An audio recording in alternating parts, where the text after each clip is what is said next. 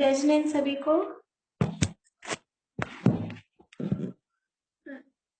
जय जिनेंद्र। जय जिनेंद्र। शुरू करते हैं। जय जिनेंद्र। जय जिनेंद्र। शुरू करते हैं मंगलाचरण से। प्रणम्य परमात्मानं सिद्धं त्रैलोक्यवन्दितं स्वाभाविक चिदानन्द स्वरूपं निर्मलाप्ययम् शुद्ध जीवादिद्रव्याणां देशिकं च जिनेश्वरम् द्रव्यसङ्ग्रहसूत्राणां वृत्तिं वक्षे समासतः जीवमजीवमदवम् जिणवर्वसेन जीर्णनेत्रेष्ठम् देविन्दविन्दवन्दम् वन्दे तं सर्वदा शिरसा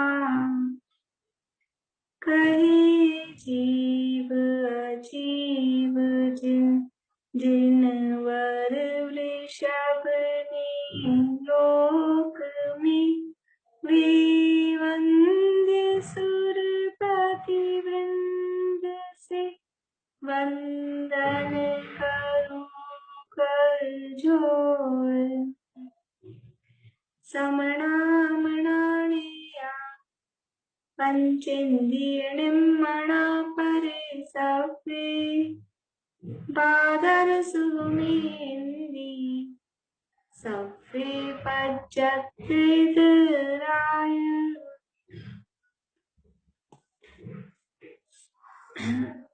गाथाएं सुनाएंगे क्या कोई? प्रीति, मैं आपको को होस्ट बना रही हूँ, आप रहोगे दोनों क्लासेस में? क्या बोल रहे हैं? मैं को होस्ट बना देती हूँ। वो क्या, मेरा नेट चला जाता है ना, तो फिर दिक्कत हो जाती है। कोई भी होस्ट बन जाता है तो वो फिर ऑपरेट नहीं कर पाते। तो मैं आपको को होस्ट बना देती हूँ। बाई चांस नेट चला जाए तो फिर आप देख लेना, मैं फोन कर लूंगी फिर जैसे भी होगा। ठीक है।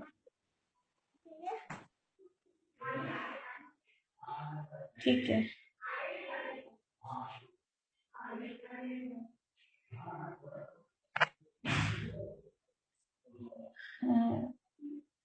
चलिए गाथाएं देख के बोलिए, जो याद नहीं है तो। कौन बोल रहे हैं? अर्पणा जी, आप बोलिए गाथाएं।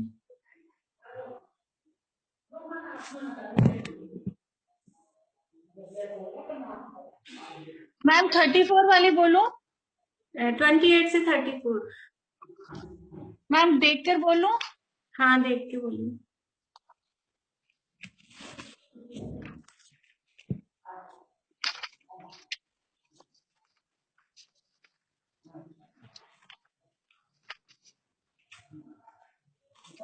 आसव बंध संवर निर्जर मुखो सुपान पावाजे सपुन्न पावा। सपुन पावाजे जीवा जीव विशेषा तेवी समास से पभ मानो पभ देवी समासेन तेवी समासनेन पभ रामो।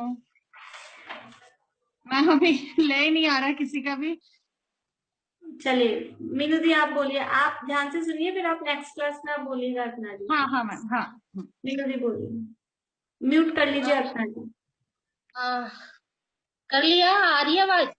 हाँ, आ रही है।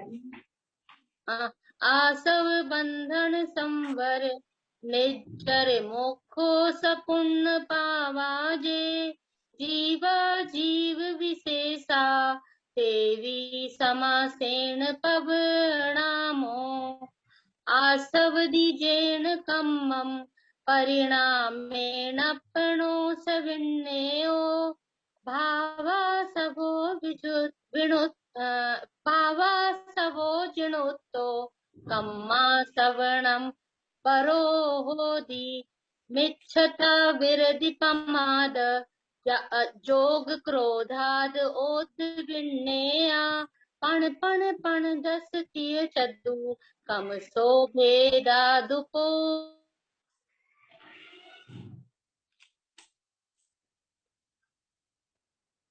चलिए, आपका ही नेट अटक गया शायद।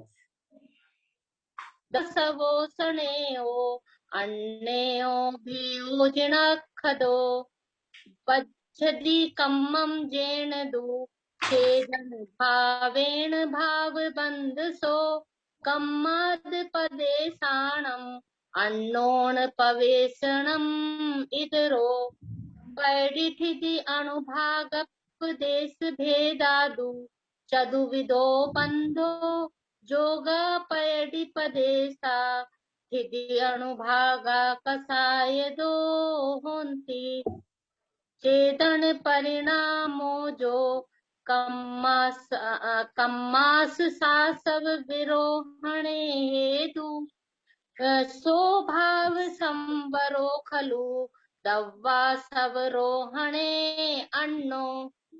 कम्मस सासव, कम्मस सासव। कम्मस सासव विरोहणे नहीं, हाँ सासव निरोहणे। हाँ कम्मस सासव निरोहणे। हाँ, ठीक ठीक।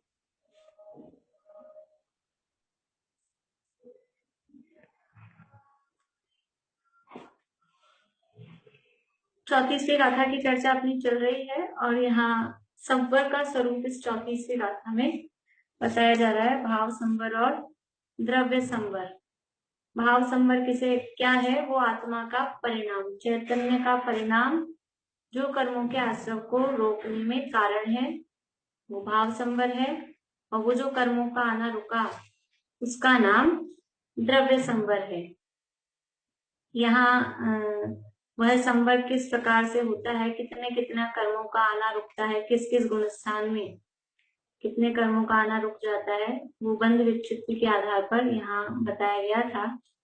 पहले गुण स्थान में जिन प्रकृतियों की बंध विक्षिप्ति होती है वो बतानी है। हैंड रेज करिए तो मैं आपको आसानी से अनम्यूट कर पाऊंगी।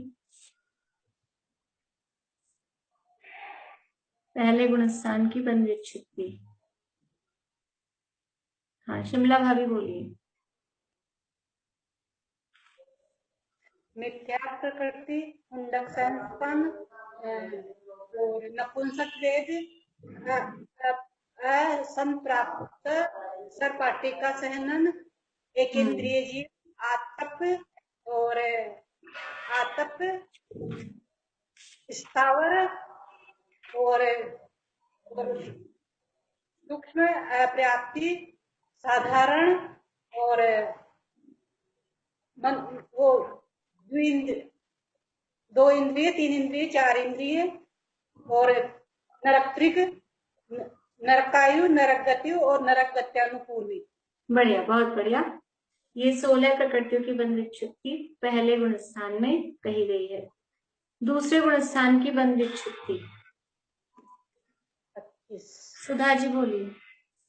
दूसरे गुण स्थान की बंध विक्षिप्ति। चार कषाय, अनंतानुबंधी की, क्रोध, मान, माया, लोभ और दुर्बल, सुस्वर और अनादेय और तीन निद्रा, निंद्रा, फसला फसला, स्थानीय गद्य से और नरक गति, त्रियंश गति, तिरज गति, तिरज आयु और तिरज गत्यानुपूर्वी और स्त्री वेद, नीच गोत्र और उद्धोत और प्रशस्त विहायो गति, अप्रशस्त विहायो गति और बजबस नाराज सहन, चार संस्थान और चार वामन, हुंडक, कुंभज और युग्म परिमंडल और ब्रज नाराज, नाराज, अर्धनाराज और कीलक। हाँ, संस्थान में हुंडक नहीं है, हुंडक तो पहले ही हो गया। वामन, कुब्जक और न्यायग्रोध, न्यूग्रोथ परिमंडल। ठीक है, बढ़िया। पांचवें गुणस्थान की बंध विच्छुत्ति तो सरल है, छठे गुणस्थान की बंध विच्छुत्ति बताइए। म्यूट कर लीजिए सुधा जी। कैसे छठे म्यूट गुणस्थान की अर्पणा जी बोलिए। कैसे म्यूट मैम होगा? छठे में 6 प्रकृतियां हैं, 6 बंध विच्छुत्ति होती है। 4 ये अशुभ, अशुभ, असाता वेदनीय, अस्थिर और अयश कीर्ति, और चारित्र्य मोह की है अरति और शोक। हाँ, अस्थिर, अशुभ, असाता वेदनीय, अयशस कीर्ति, अरति और शोक। बढ़िया। नवे गुणस्थान की बंध विच्छिन्न रजनी जी। नवे गुण स्थान में बंध विच्छुत्ति 5 भागों में होती है। पहले भाग में पुरुष वेद की होती है, दूसरे भाग में संज्वलन क्रोध, फिर संज्वलन मान, तीसरे भाग में, चौथे भाग में संज्वलन माया, और पांचवें भाग में संज्वलन लोभ। बढ़िया बढ़िया। 10वें गुणस्थान की बंध विच्छुत्ति। गुणस्थान में तो 10वें गुणस्थान की बंध विच्छुत्ति प्रीति बोलो। अभी याद नहीं की भाभी। याद पांच नहीं? पांच चलिए। पांच ज्ञानावरण की 5। सुधा जी आप म्यूट करिए। मैं बोलूं? सुधा जी म्यूट हो जाइएगा। हाँ बोलिए निशांत जी। बोलना है दीदी? नहीं आप म्यूट करिए, आपकी आवाज चालू हो रही है बार बार में, बंद अच्छा। कर लीजिए आवाज। 10वें गुणस्थान में 16 प्रकृतियों की बंध विच्छुत्ति होती है। ज्ञानावरणी की 5, मति ज्ञानावरण, मति, श्रुत, अवधि, मन परे, केवल ज्ञानावरण की। फिर दर्शनावरणी की 4, चक्षु दर्शनावरण, अचक्षु दर्शनावरण, अवधि दर्शनावरण, केवल दर्शनावरण। फिर अंतराय कर्म की 5, दान, लाभ, भोग, उपभोग, वीर्यांतराय। फिर 2 और होती है उच्च गोत्र और यशः कीर्ति। बढ़िया बढ़िया। 10वें गुणस्थान में बस याद करने की 2 है मुख्य रूप से, अलग से याद करना है। बाकी ज्ञानावरण, दर्शनावरण और अंतराय, ये 3 कर्म है। और फिर 2 यशस कीर्ति और उच्च गोत्र। 8वें गुणस्थान की अब मैं कल पूछूंगी, अभी 8वें गुणस्थान की नहीं पूछ रही, कल मतलब नेक्स्ट क्लास में। और ऐसे भी पूछूंगी कर्म का नाम लेके कि इस कर्म की विच्छुत्ति कहाँ होती है। आ जाएगा, अभ्यास करेंगे तो आ जाएगा, कोशिश करेंगे तो आ जाएगा। चलिए, अगर कल क्लास रखें तो आप लोगों को दिक्कत है? कल क्लास रख सकते हैं? हाँ रख नहीं? लीजिए, रख लीजिए। चलिए ठीक है, कल की छुट्टी रखते हैं। अगर हम थोड़ी दिक्कत हो जाएगी कल। वैसे तो कल रवाना होने का है, लेकिन बाई चांस परसों रवाना हुई तो फिर परसों मुझे लेने में तो दिक्कत नहीं गाड़ी में से, लेकिन वो नेटवर्क की थोड़ी समस्या रहती है, चलते चलते में कभी आता है कभी नहीं आता है। तो फिर कल रख लीजिए, सबकी सहमति करवा लो। नहीं ठीक है सर, छुट्टी रखते हैं। मेरे लिए पॉसिबल है। हाँ सबको अनुकूल पॉसिबल करिए। ठीक है ठीक है ठीक है, कल की तो मेरी छुट्टी रहेगी। परसों जैसे भी होगा मैं एंड टाइम पे बता दूंगी। फिर नेटवर्क आ रहा होगा, आप लोग मैसेज देख लेना, नेटवर्क आ रहा होगा तो अपन रख लेंगे क्लास। और अगर घर पहुंचे जाऊंगी तब तो कोई दिक्कत ही नहीं है, अगर कल ही पहुंच गए तब तो। अभी कुछ आप फाइनल ट्रेन नहीं से है। नहीं आ रहे क्या? नहीं हम गाड़ी से आए हैं, इसलिए अच्छा। निश्चित नहीं है कब आएंगी। जब मम्मी मन होगा। पापा भी गए हैं क्या? नहीं, अच्छा। जब मन होगा जब आ जाएंगे, इसलिए ऐसा भी निश्चित नहीं है। ठीक है, चलिए अपनी 34वीं गाथा की चर्चा यहाँ आगे। हम लोग को सोनागिर के दर्शन तो करवा दीजिएगा। अब लाइव उसमें मुझे इसमें करना नहीं आता है, तो फिर वीडियो कॉल वो जूम पे कैसे करके। एक बार हम सबके साथ में कहीं चलो दर्शन करने, सबको ले, हम मतलब हम लोग सब यहाँ पढ़ते हैं आगे वो। हाँ हम लोग सबको जाना है आपके साथ। चलिए, वो मेरे बस का काम नहीं है, बैठ के क्लास लेना वो मेरे बस की बात है, उतना मैं कर लेती हूँ। चलिए, कल यहाँ अपन ने आप तो 111 हुक्म करना, सब लोग सब तैयारी करवा देंगे।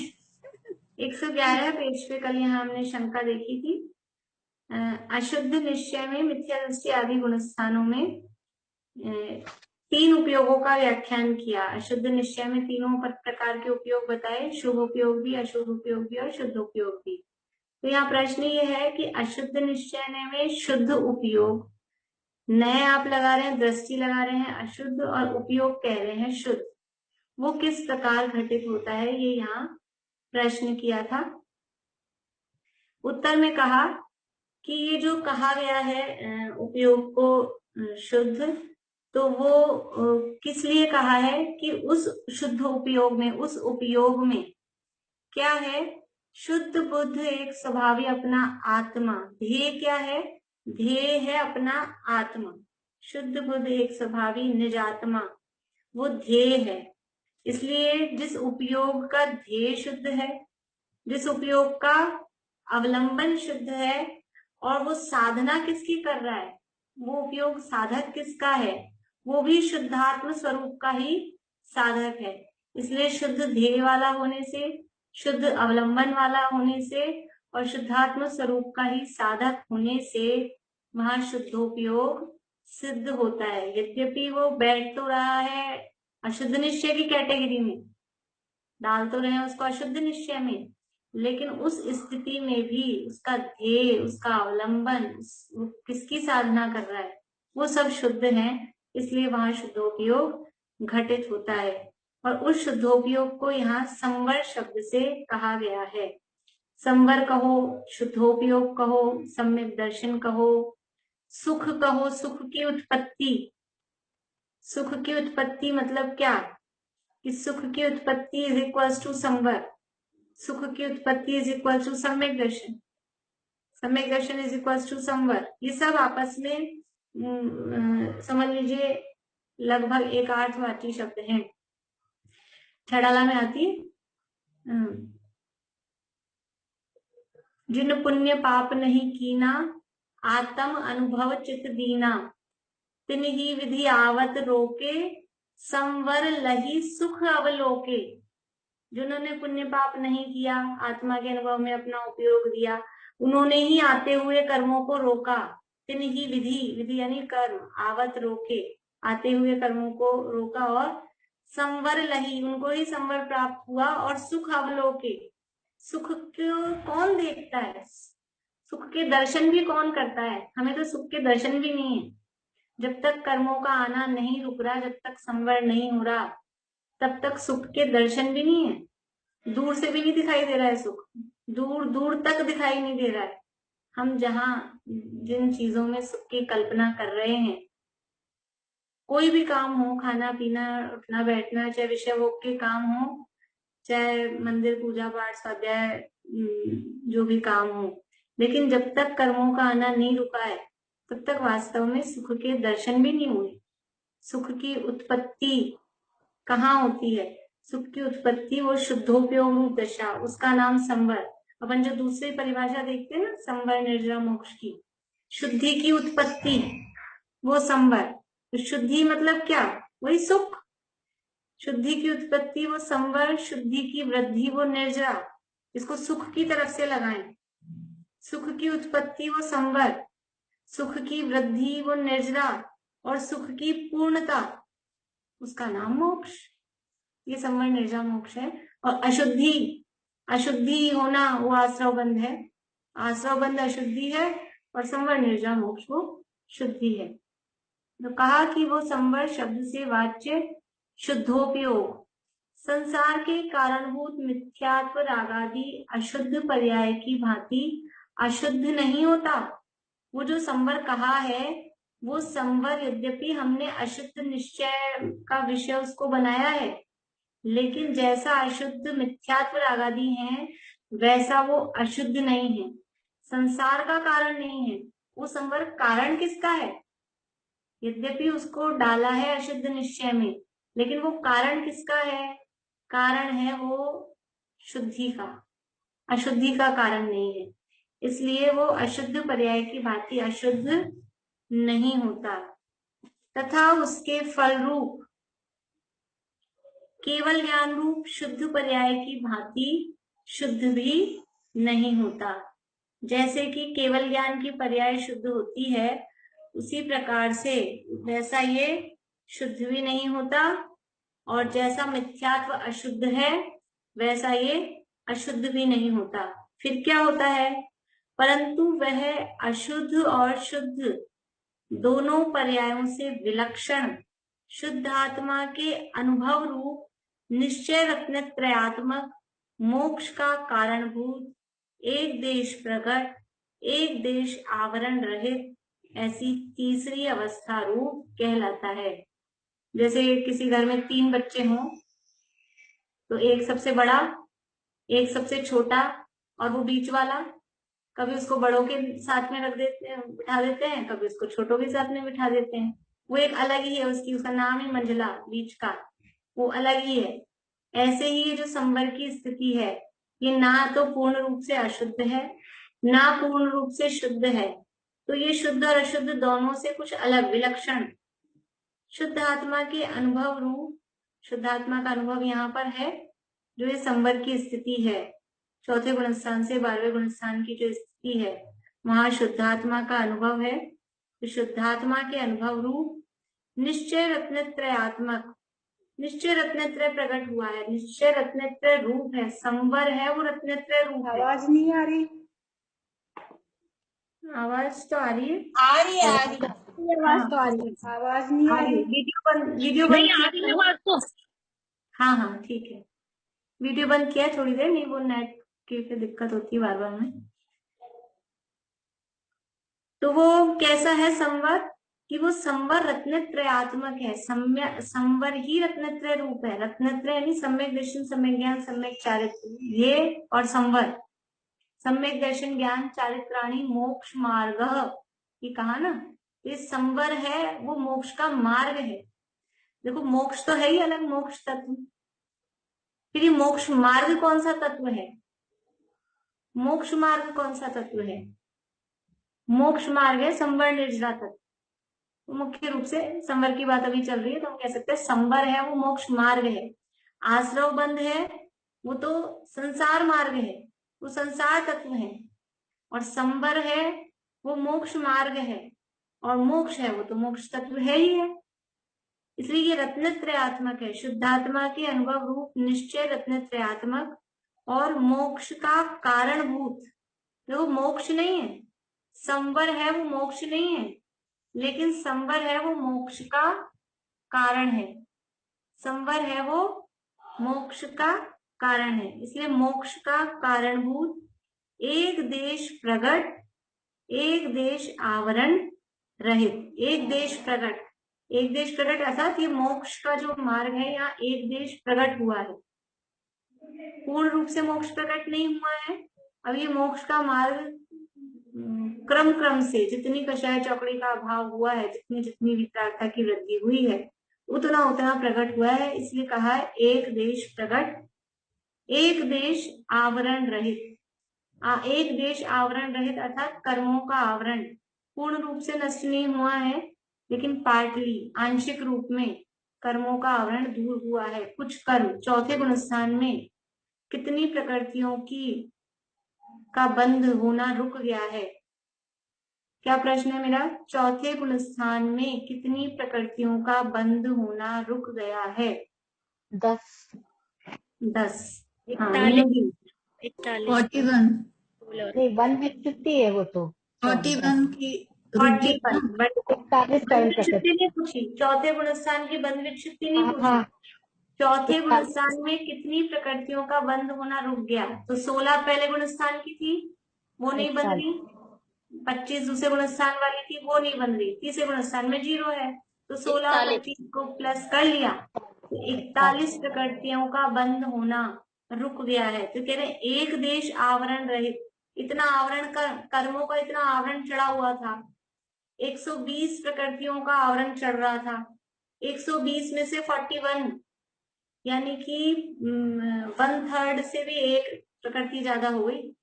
1/3 में 40 होती ना, 4 × 12, 120 को डिवाइड करेंगे तो मतलब 1/3 हिस्सा रुक गया। एक नजर, एक आत्मा की दृष्टि, एक क्षण की दृष्टि हुई, और कर्मों की 1/3 कर्म तो रुक गए एक बार में। इतनी आत्मा में शक्ति है, इतनी ताकत है, कितनी प्रबल है। ये कर्म कुछ बलवान नहीं है, ये तो एक समय की दृष्टि का इतना फल है, और लगातार टिक जाए अंतर्मुख तो सारे ही भाग जाते हैं, कुछ भी नहीं बचता, इतने कमजोर हैं ये कर्म। इसलिए कह रहे हैं कि वो मोक्ष का कारणभूत है, एक देश प्रगट और एक देश आवरण रहित, ऐसी तीसरी अवस्था रूप कहलाता है। बोले ज्योति जी। दीदी ये सेम चीज नहीं हो गई, एक देश प्रगट या एक देश आवरण रहित? वो एक अस्थि से कहा, एक समझ लो नेगेटिव पॉजिटिव ऐसा है ना। एक देश प्रगट तो अपनी शुद्धता, शुद्धता जो है वो एक देश प्रगट हुई है, और आवरण की तरफ, अशुद्धता की तरफ से कहेंगे तो अशुद्धता एक देश गई है। इसलिए एक समझ लो अभावात्मक कथन है, एक सद्भावात्मक कथन। वैसे भी संवर को बोलते हैं ना, शुद्धि की वृद्धि और अशुद्धि की हानि। हाँ हाँ, तो है तो वैसे सेम चीज एक तरह से, हाँ बोलने का तरीका अलग अलग हो गया। हाँ। तो ये तीसरी अवस्था को पुरुषार्थ सिद्धि उपाय में, अभी मेरे को ध्यान नहीं है, इन दिनों नहीं सुन पा रही कौन सी गाथा पे पहुंच गए हैं। पुरुषार्थ सिद्धि उपाय में लास्ट की शायद 221, 22, 23 ऐसे, या 222, 23, 24 ऐसी गाथाएं हैं। रत्नत्रय की चल रही है। हाँ हाँ, तो ये वो लास्ट की है करीब करीब पुरुषार्थ सिद्धि उपाय में। वहां अमृत चंद्राचार्य ने कहा कि ये नान शेन तु राग तेनान शेन बंधनम भवती, और ये नान शेन सुदृष्टि तेनान शेन बंधनम नास्ति। ऐसी 3 गाथाएं एक से एक सी हैं कि जितने अंशों में राग है उतने अंशों में बंध है, और जितने अंशों में सुदृष्टि यानी श्रद्धा सम्यक हुआ उतने अंशों में बंधनम नास्ति, बंधन नहीं है। फिर ऐसे ये नान शेन तु राग तेनान शेन बंधनम भवती, ये नान शेन तु ज्ञानम, जितने अंशों में सम्यक ज्ञान हुआ उतने अंशों में बंधन का अभाव हुआ। ऐसे जितने अंशों में चारित्र सम्यक हुआ उतने अंशों में बंध का अभाव हुआ। तो ये जो स्थिति है, इसको टोडामल जी साहब ने लिखा है मोक्षा प्रकाशक में, ये भाव मिश्र रूप है। ये जो संवर वाली स्थिति है ना, 4 से 12वें गुणस्थान वाली स्थिति, ये कैसी स्थिति है? ये मिश्र रूप है। कुछ सराग रहा है, कुछ वीतराग हुआ है, कुछ तो वीतराग हो गया, कुछ सरागता है। उसको क्या कहें? 4थे गुणस्थान वाले को, 5वें, 6ठे, 7वें, 8वें, 9वें, 10वें, 11वें, 12वें गुणस्थान वाले को रागी कहें कि वितरागी कहें, शुद्ध कहें कि अशुद्ध कहें? अभी दृष्टि है, यदि हमारी दृष्टि वो इतनी सी भी अशुद्धता पर है, सूक्ष्म लोभ पर भी दृष्टि है, तो कहेंगे अभी है मोहनी का सद्भाव है। लेकिन यदि हमारी दृष्टि 3 कषाय के अभाव पर है, श्रद्धान सम्यक हो गया, तो कहेंगे वो तो वितरागी हो गया। जहाँ श्रद्धान पर दृष्टि है तो सम्यक दृष्टि 4थे गुणस्थान वर्ती सम्यक दृष्टि को कहते हैं कि उसके राग नहीं है, उसके बंधन नहीं है, ज्ञानी निर्बंध होता है। ऐसा समय सार में कहते हैं कि ज्ञानी निर्बंध होता है, ज्ञानी के बंधन नहीं होता। तो ये देखने की दृष्टि है। तो यहाँ कह रहे हैं तीसरी अवस्था रूप, ये मिश्र रूप अवस्था है कि कुछ सराग रहा है, कुछ वितराग रहा है। अपने अन्ना जी हैं ब्रह्मचारी यशपाल जी, उन्होंने एक पुस्तक भी लिखी है, ऐसा ही नाम है उसका, मिश्र मोक्ष मार्ग में, पूरा नाम याद नहीं आ रहा, मोक्ष मार्ग में मिश्र अवस्था, इस तरह का ही कुछ नाम है उसका। इसी टॉपिक को लेकर एक उन्होंने पुस्तक लिखी है ब्रह्मचारी यशपाल जी ने, मिश्र भाव को लेकर कि किस तरह की मिश्र परिणति रहती है, किस तरह की स्थिति रहती है। जैसे घर में होता है ना, एक तो बड़े हैं, समझ लो एक तो सासू जी हैं बड़ी, दादी जी वो तो बड़ी हो गई, और एक पोती है वो छोटी हो गई। अब वो जो बीच वाली होती है ना बहू, उसकी स्थिति मिश्र वाली होती है बीच की, कि वो बड़ी है कि छोटी है, कि उसको दोनों को देखना पड़ता है, बड़ों को भी और छोटों को भी। ऐसे ही ये मिश्र स्थिति है, ये कुछ वीतरागता की स्थिति है, कुछ सरागता की स्थिति, ऐसी संवर की स्थिति है। इसलिए हमने उसको अशुद्ध निश्चय में रखा, लेकिन वहां पर शुद्धोपयोग होता है, शुद्धता वहां प्रकट हुई है। शुद्धता का स्टेप बाय स्टेप वो अंश, कहीं 1 कषाय चौकड़ी रूप, कहीं 2 कषाय चौकड़ी रूप, कहीं 3 कषाय चौकड़ी रूप, और उसमें भी ऊपर ऊपर समझ लो 3 कषाय चौकड़ी का भाव 6ठे से लेके 12वें तक सब में है, 7वें से 12वें तक सब में है। लेकिन फिर भी उसमें एक के बाद एक जैसे जैसे वृद्धि शुद्धता की होती जाती है, उस हिसाब से वहां पर ये होता है। आगे, कोई शंका करता है केवल ज्ञान समस्त आवरण रहित शुद्ध है, तो उसका कारण भी समस्त आवरण रहित शुद्ध होना चाहिए। क्या प्रश्न कर रहे हैं? कोई कह रहा है कि केवल ज्ञान होता है वो आवरण रहित होता है शुद्ध, केवल ज्ञान समस्त आवरण रहित शुद्ध है, तो केवल ज्ञान का कारण भी कैसा होना चाहिए? केवल ज्ञान का कारण भी आवरण रहित ही होना चाहिए। सही बात है, क्योंकि हमने पीछे एक सिद्धांत पढ़ा है, कार्य के अनुसार, कारण के अनुसार ही कार्य होता है। जैसा कारण पीछे पढ़ा था ना, पीछे किसी गाथा में, कि जैसा कारण होता है वैसा ही कार्य होता है। इसलिए क्योंकि केवल ज्ञान है वो पूर्ण शुद्ध है, इसलिए उसका कारण भी आवरण रहित, केवल ज्ञान आवरण रहित है, आवरण रहित ज्ञान है, इसलिए उसका कारण भी आवरण रहित शुद्ध होना चाहिए। क्योंकि उपादान कारण जैसा कार्य होता है ऐसा शास्त्र का वचन है। कार्य कैसा होता है? उपादान कारणम सदृशम कार्यम भवति की, उपादान कारण के अनुसार, जैसा उपादान के ही अनुसार कारज होते हैं, जो बोने पर जो ही तो पैदा होते हैं। समय सार में कलश है ऐसा, कर्ता कर्म अधिकार में। आप जौ बोओगे तो क्या पैदा होएगा? आम का बीज बोएंगे तो आम पैदा होंगे, और बबूल का बीज बोएंगे तो बबूल पैदा होंगे। क्यों? क्योंकि कार्य उपादान कारण के अनुसार होता है। अब इसलिए हमारा जो कार्य है, यहाँ पर हमारा कार्य है केवल ज्ञान, और वो केवल ज्ञान है समस्त आवरण रहित, किसी प्रकार का कोई आवरण उसमें नहीं है, केवल ज्ञान में कोई आवरण नहीं है। इसलिए उस केवल ज्ञान का जो कारण है, वो केवल ज्ञान का कारण कौन है? जो हमारा उपादान स्वरूप आत्मा, तो वो भी आवरण रहित ही होना चाहिए। अभी देखिए क्या कह रहे हैं, ये तो शंका है, ये शंका हुई, शंका समझ में आ गई कि केवल ज्ञान समस्त आवरण रहित शुद्ध है, तो उसका कारण भी समस्त आवरण रहित शुद्ध होना चाहिए, क्योंकि उपादान कारण जैसा कार्य होता है ऐसा शास्त्र का वचन है। उसका उत्तर दिया जाता है। अब उत्तर दे रहे कि आपने जो कहा है वह तो योग्य है। एकदम पहली बात में उसको बोल्ड नहीं कर रहे, पहली कॉल में कह रहे आप जो कह रहे हो बात सही है, क्योंकि वो कह रहा है शास्त्र का वचन, इसलिए हम क्लीन बोल्ड नहीं कर सकते। उसने शास्त्र का प्रमाण दिया है, उपादान के अनुसार ही कार्य होता है, इसलिए आपने जो कहा वो तो योग्य है, परंतु फिर भी उपादान कारण भी कार्य से एक देश भिन्न होता है।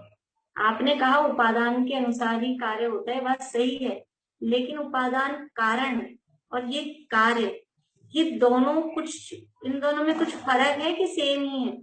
जो कारण है और जो कार्य है, ये दोनों सर्वथा एक है या कुछ भिन्नता है इनमें? यदि दोनों सर्वथा एक ही हो तो दो हुए ही काम, फिर तो एक ही है। उपादान के ही अनुसार कार्य होता है, तो गेहूं से गेहूं की रोटी बनती है। गेहूं की जो रोटी हमने बनाई उसमें कारण क्या हुआ? उपादान कारण। रोटी बनाने में रोटी का कारण कौन? चकला, बेलन, बनाने वाली बाई, तवा, क्या हुआ कि वो तो गेहूं है। तो यदि गेहूं की रोटी का कारण गेहूं है, ये बात सही है, लेकिन यदि सर्वथा गेहूं ही हो तो फिर आप वो पीसते हो, फिर उसको उसनते हो, फिर बेलते हो, फिर सेकते हो, इतनी सारी मेहनत ही क्यों करते हो? गेहूं खा जाओ। गेहूं की रोटी भी गेहूं ही होनी चाहिए ना। यदि उपादान के अनुसार ही कार्य सेम टू सेम वैसा ही हो तो गेहूं की रोटी भी गेहूं ही होनी चाहिए। फिर वो रोटी क्यों बनी? फिर गेहूं को ही खा जाओ चबा चबा के, क्योंकि कार्य के अनुसार वैसा ही कार्य होता है। इसलिए कह रहे हैं ऐसा नहीं है, उपादान कारण भी कार्य से एक देश भिन्न होता है। उपादान कारण था गेहूं और वो कार्य जो प्रकट हुआ है वो रोटी के रूप में। वो दोनों की अवस्थाओं में फर्क है या नहीं है? दोनों दो अलग अलग चीजें हैं कि नहीं है? दोनों एक ही होते तो फिर एक ही हो जाता, फिर दो तो चीज ही कहाँ रही। और यदि एक ही सेम ही होते तो इतनी मेहनत काहे को करते? सारी लेडीज फ्री हो जाती, गेहूं रख दिया, चना रख दिया, चावल रख दिए, खा लो, क्योंकि यही तो है, उपादान के अनुसार ही तो कार्य होगा। बनने के बाद भी यही बनना है, बनने से पहले भी यही है, इसी को खा लो, अपने तो काम हल्के हो जाएंगे सारा दिन जो लगे रहते हैं। लेकिन ऐसा नहीं है, उपादान कारण भी कार्य से एक देश भिन्न होता है। कार्य उपादान के अनुसार ही होता है, लेकिन एग्जैक्ट जैसा का जैसा उपादान है वैसा का वैसा ही कार्य होता है, ऐसा नहीं है। और दूसरी बात, हमने पढ़े थे कार्य कारण का कुछ दिनों पहले, कि कारण कई प्रकार के होते हैं। पहले तो कारण के भेद करें तो एक उपादान कारण और एक निमित्त कारण। अभी निमित्त को छोड़ो, उपादान कारण भी अनेक प्रकार के होते हैं। कितने प्रकार के होते हैं उपादान कारण? बोलिए, वंदना भाभी बोलिए। 2 तरह के त्रिकाली उपादान और क्षणिक उपादान। बढ़िया बढ़िया, 2 तरह के कारण है उपादान कारण भी, याद आ रहा होगा आप लोगों को। एक त्रिकाली उपादान और एक क्षणिक उपादान। तो एक त्रिकाली उपादान वो अलग, और एक क्षणिक उपादान। और क्षणिक उपादान के फिर से 2 भेद किए थे, एक अनंतर पूर्व क्षणवर्ती पर्याय और एक तत्समय की योग्यता। तो यहाँ जिसकी बात चल रही है कार्य का उपादान कारण और नियामक कारण की बात की थी। नियामक कारण कौन है? कि वो तत्समय की ये जो क्षणिक उपादान है, जो क्षणिक उपादान है वो कार्य का नियामक कारण है। और उसमें अनंतर पूर्व क्षणवर्ती पर्याय, आप लोगों को ध्यान हो तो वो पीछे कुछ बात आई थी, 12वें गुणस्थान का व्यय होकर वो 13वां गुणस्थान प्रकट होता है, ऐसी पीछे चर्चा आई थी अपनी। तो अनंतर पूर्व क्षणवर्ती पर्याय, जो कार्य हुआ उससे जस्ट एक समय पहले वाली पर्याय, वो उसका उपादान कारण है, वो खत्म हुई और ये प्रकट हुआ। तो ऐसा, तो यहाँ कह रहे हैं, देखिए आगे पढ़ते हैं, 4-5 मिनट है अभी, पढ़ते हैं कि उपादान कारण भी कार्य से एक देश भिन्न होता है। जिस प्रकार 16 वान के स्वर्ण रूप कार्य का नीचे की अवस्था वाला 15 वान, नीचे की अवस्था वाला मतलब 15 वान स्वर्ण रूप उपादान कारण एक देश भिन्न होता है। देखिए 16 वान 15 वान क्या है कि सोने को जब शुद्ध करते हैं तो उसको अग्नि में तपाते हैं, तो उसकी स्टेप्स होती हैं। वान का अर्थ होता है वर्ण, ये समय सार में भी आता है ये शब्द। 16 वान वाला सोना, 16 वान का मतलब है वर्ण। जब सोने को शुद्ध करने के प्रोसेस चालू करते हैं तो जब वो बिल्कुल अशुद्ध था उस समय उसका जो कलर था, और फिर उसको धीरे धीरे जो तपाते हैं, गर्म करते हैं, तो उसके कलर चेंज होते हैं। तो 16 कलर बनते हैं उसमें। तो वो 16 वान वाला बोलते हैं ना, 16वां जो आता है उसका स्टेप, जब उसका जो कलर होता है वो पूरा शुद्ध होता है। तो 16 वान, जैसे अपन समझ लो 24 कैरेट, अपनी भाषा में, आजकल की भाषा में समझ लो, पूरा जो प्योर शुद्ध होता है 24 कैरेट को ही बोलते हैं सबसे ज्यादा शुद्ध, वैसा। तो ये कह रहे हैं कि 16 वान के स्वर्ण रूप कार्य का नीचे की अवस्था वाला 15 वान वाला स्वर्ण रूप उपादान कारण वो एक देश भिन्न है। ये 24 कैरेट पे पूरा शुद्ध हुआ, अपन कैरेट की भाषा बोलते हैं, वो समझ में आ जाएगी। 24 कैरेट पे पूरा शुद्ध हुआ, तो वो 24 कैरेट पे पहुंचने के लिए उससे पहले 16 कैरेट, समझ लो डायमंड की बनवानी है, 16 कैरेट में 18 कैरेट में बनेगी। तो 16 कैरेट वाला है, 18 कैरेट वाला है, फिर 20 कैरेट वाला हुआ, उसके बाद में 21 कैरेट वाला हुआ, अब ये 22, 23, तो ये 23 कैरेट वाला और 24 कैरेट वाला। तो 24 कैरेट होने के लिए कारण कौन है? जब तक वो 23 कैरेट पे नहीं पहुंचेगा तब तक 24 पे कैसे आएगा? सीधा 16 से 24 पे तो नहीं आ जाएगा। 16 के बाद 17, 18, 19, 20, 21, 22, 23 यहाँ तक आएगा, तब 24 पे आएगा। तो कह रहे हैं इसको यहाँ 15 वान 16 वान शब्द दिया है कि 16 वान के स्वर्ण रूप कार्य का नीचे की अवस्था वाला 15 वान स्वर्ण रूप उपादान कारण एक देश भिन्न है। वो 23 कैरेट वाले सोने से 24 कैरेट वाला, 24 कैरेट वाले से 23 कैरेट वाला कुछ भिन्न है या नहीं है, या सेम ही है? 24 कैरेट होने के लिए 23 कैरेट वाले को हमने कारण कहा, क्योंकि वो 23 कैरेट का होगा उसके बाद में वो 24 का बनेगा, मतलब स्टेप की बात है, स्टेप बाय स्टेप चलेंगे। तो वो 23 कैरेट वाले से 24 वाला कुछ फर्क है या नहीं? यदि फर्क नहीं होता तो क्यों उसको एक स्टेप और बढ़ाते हम 24 कैरेट क्यों करते? क्यों उसके रेट में डिफरेंस होता? सब सेम ही होता तो 23 कैरेट के जो पैसे हैं, 20 कैरेट के जो पैसे हैं, वही 24 कैरेट के होती, सेम ही होते। ऐसा नहीं है। इसलिए जो 16 वाहन के स्वर्ण रूप कार्य का नीचे की अवस्था वाला 15 वाहन स्वर्ण रूप उपादान कारण एक देश भिन्न होता है। और जिस प्रकार मिट्टी के कलश रूप कार्य का मिट्टी का पिंड सास कोश कुछूल रूप उपादान कारण एक देश भिन्न होता है, उसी प्रकार समझ लीजिए कि मिट्टी का घड़ा बन रहा है। मिट्टी का घड़ा बन रहा है तो पहले मिट्टी होती है, फिर उसमें वो पानी डाल के जो भी उसका पिंड बनाता है, जैसे हम आटा गूंथते हैं रोटी के लिए, वैसे वो मिट्टी को समझ लो घड़ा बनाने के लिए पिंड बनाता है। तो पहले वो पिंड है, फिर वो उसको कुछ जो भी शेप में रखता है वहां अपनी चाक पर, फिर उसका एक नाम दिया, समझ लीजिए पहले पिंड, फिर स्थास, फिर उसकी कुछ शेप बदलती है उसको कोश, फिर जो नेक्स्ट शेप बनती है उसको कुशूल। ऐसे ही अलग अलग शेप समझ लीजिए अपनी रोटी में जल्दी समझ में आ जाएगा। पहले तो आटा लिया अपन ने, फिर आटे को गूंद के पिंड बनाया, फिर हमने लोया बनाया, फिर रोटी बेली, तो एकदम से पहली बार में इतनी बड़ी रोटी हो जाती है क्या पूरी तवे के साइज की?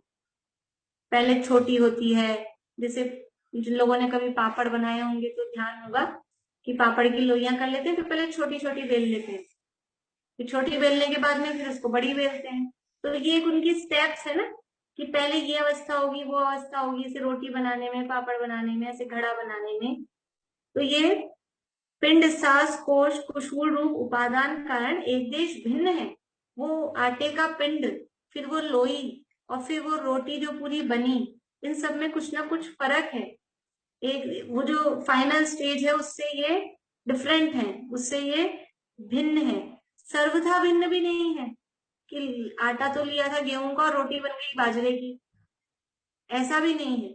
आटा गेहूं का है, लोई गेहूं की है, तो गेहूं तो उसमें रहेगा, इस अपेक्षा से तो वो सेम है।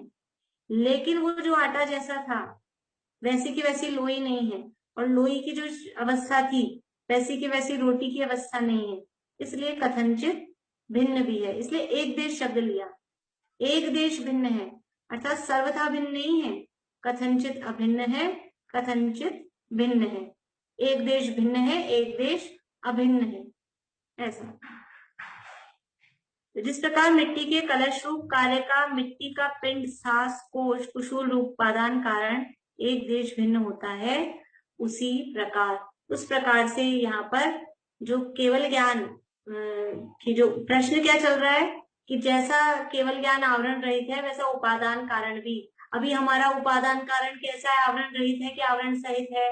प्रश्न यहाँ से है, हम तो आवरण सहित दिखाई दे रहे हैं, फिर वो केवल ज्ञान कैसे? इसलिए हमारा भी अभी वर्तमान में निश्चयभाषी जैसी बात है ये, जो वर्तमान में अपने को कर्मों से रहित मानता है, वर्तमान में प्रकट पर्याय में निरावरण मानता है। तो कह रहे हैं ऐसा नहीं, वर्तमान में आवरण सहित है, और वो आवरण सहित वाला ही स्थिति वो निरावरण में निमित्त बन जाती है। जैसे कि वो लोई थी, फिर लोई से थोड़ी रोटी बनी, फिर वो छोटे साइज की रोटी ही वो बड़ी पूरी साइज वाली रोटी बनने में कारण हो जाती है। पहले से ही बड़ी होनी चाहिए, पहले से बड़ी कैसे होगी? ऐसा ही प्रश्न है, पहले से आवरण रहित होना चाहिए। वैसे पहले से ही रोटी लोया लेते ही एकदम से बड़ी रोटी हो जाए, ऐसा नहीं होता, वो क्रम क्रम से होता है, उसमें फर्क पड़ता है। उसी प्रकार से यहाँ पर ये बात कही है। और अभी आगे थोड़ा सा है इसमें वर्णन है, तो इससे कनेक्टेड ही, लेकिन अपन परसों आगे बढ़ाएंगे इसी को। अभी यही पूरा करते हैं। जय श्री राम।